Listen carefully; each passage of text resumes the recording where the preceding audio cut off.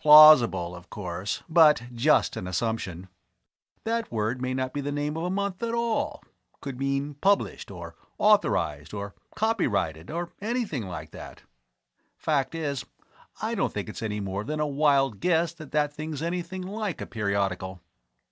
He dismissed the subject and returned to Penrose. "I picked out the next building to enter, that tall one with the conical thing on top. It ought to be in pretty good shape inside. The conical top wouldn't allow dust to accumulate, and from the outside nothing seems to be caved in or crushed. Ground level's higher than the other one, about the 7th floor. I found a good place and drilled for the shots. Tomorrow I'll blast a hole in it, and if you can spare some people to help, we can start exploring it right away." "Yes, of course, Dr. Latimer. I can spare about a dozen, and I suppose you can find a few civilian volunteers," Penrose told him. "What will you need in the way of equipment?" "Oh, about 6 demolition packets. They can all be shot together. And the usual thing in the way of lights and breaking and digging tools, and climbing equipment in case we run into broken or doubtful stairways.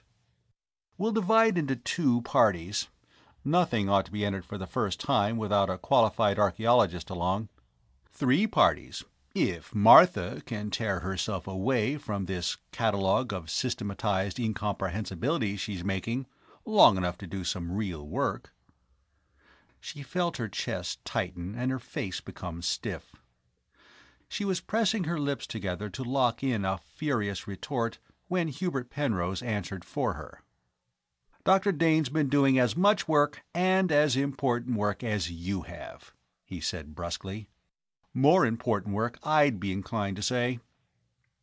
Von Ohlmhorst was visibly distressed. He glanced once towards Sid Chamberlain, then looking hastily away from him. Afraid of a story of dissension among archaeologists getting out. "Working on a system of pronunciation by which the Martian language could be transliterated was a most important contribution," he said. "And Martha did that almost unassisted." "Unassisted by Dr. Latimer, anyway," Penrose added. "Captain Field and Lieutenant Koremitso did some work, and I helped out a little, but 9/10 of it she did herself." "Purely arbitrary," Latimer disdained. "Why, we don't even know that the Martians could make the same kind of vocal sounds we do." "Oh, yes we do," Ivan Fitzgerald contradicted, safe on his own ground. "I haven't seen any actual Martian skulls. These people seem to have been very tidy about disposing of their dead. But from statues and busts and pictures I've seen, I'd say that their vocal organs are identical with our own." "Well, grant that. And grant that it's going to be impressive to rattle off the names of Martian notables whose statues we find, and that if we're ever able to attribute any place names, they'll sound a lot better than this horse doctor's Latin the old astronomer splashed all over the map of Mars," Latimer said. "What I object to is her wasting time on this stuff, of which nobody will ever be able to read a word if she fiddles around with those lists till there's another 100 feet of Lois on this city, when there's so much real work to be done, and we're as short-handed as we are." That was the first time that had come out in just so many words. She was glad Latimer had said it and not Selim von Ohlmhorst. "What you mean," she retorted, "is that it doesn't have the publicity value that digging up statues has." For an instant she could see that the shot had scored. Then Latimer, with a side glance at Chamberlain, answered. "What I mean is that you're trying to find something that any archaeologist, yourself included, should know doesn't exist. I don't object to your gambling your professional reputation and making a laughing-stock of yourself. What I object to is that the blunders of one archaeologist discredit the whole subject in the eyes of the public." That seemed to be what worried Latimer most. She was framing a reply when the communication outlet whistled shrilly and then squawked.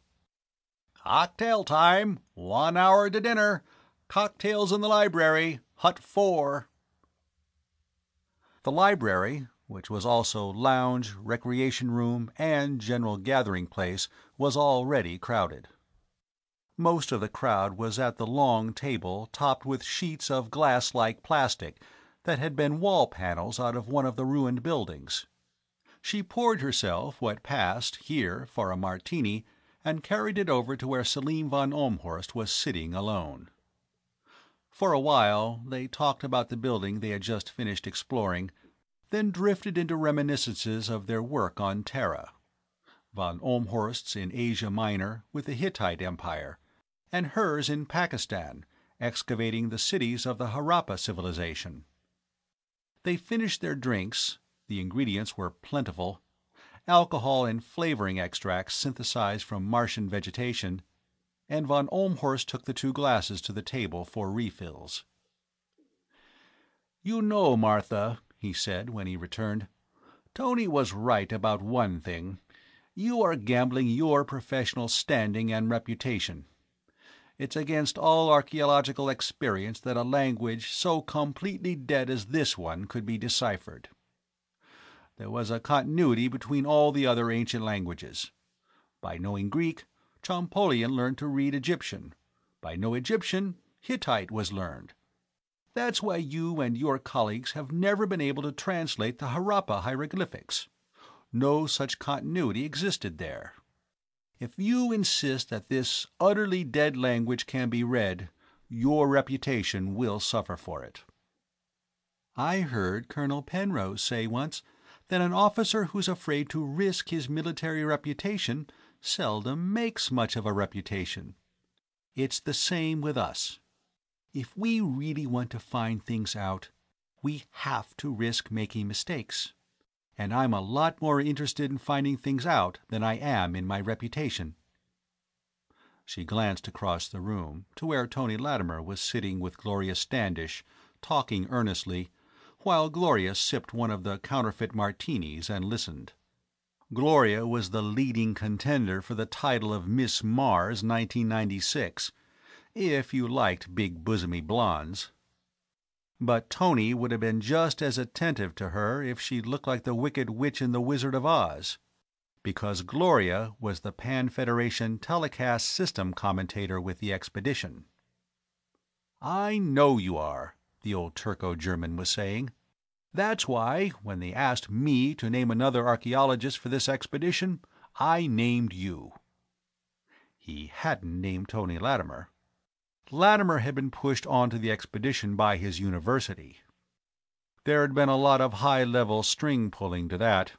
She wished she knew the whole story. She managed to keep clear of universities and university politics. All her digs had been sponsored by non-academic foundations or art museums. "You have an excellent standing, much better than my own at your age. That's why it disturbs me to see you jeopardizing it by this insistence that the Martian language can be translated. I can't, really, see how you can hope to succeed." She shrugged and drank some more of her cocktail, then lit another cigarette. It was getting tiresome to try to verbalize something she only felt.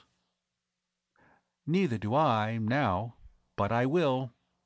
Maybe I'll find something like the picture book Sachiko was talking about. A child's primer, maybe. Surely they had things like that. And if I don't, I'll find something else. We've only been here 6 months.